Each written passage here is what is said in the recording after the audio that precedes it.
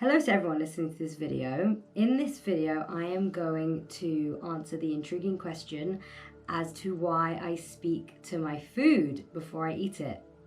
When I say I speak to my food, what I mean is before eating my food, I place my hands over whatever I'm about to eat and I say a few words. And the words usually go along the lines of, "Thank you, Mother Nature, so much for this incredible gift of food.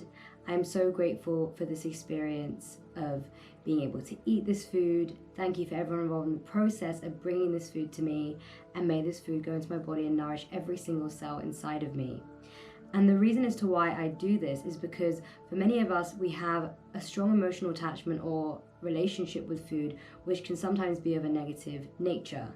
And this is because potentially habits that we formed when we grew up led to us seeking food for comfort, or we may have picked up eating patterns from our parents, which may not be necessarily a healthy way of eating food or a way that is sanctifying or creating a sacred space to acknowledge that the food that we have in front of us is actually something incredible, and instead food was used as a means to an end.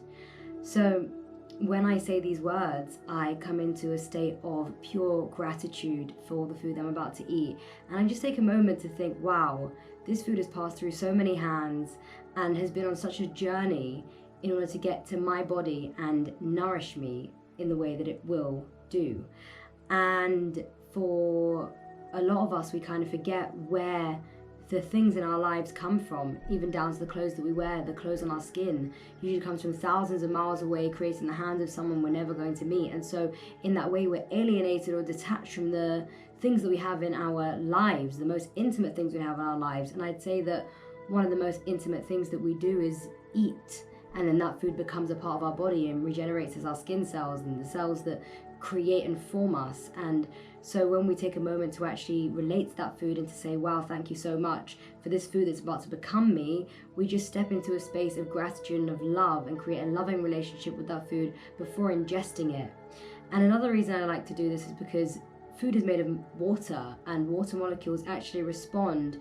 There is scientific proof that when you speak to water molecules in a loving way, it arranges itself in neat lattices or rows, so its chemical configuration is neat and it's organized. Whereas when you speak to water in a way that's frustrated or angry, the water molecules arrange themselves in a sporadic, chaotic arrangement.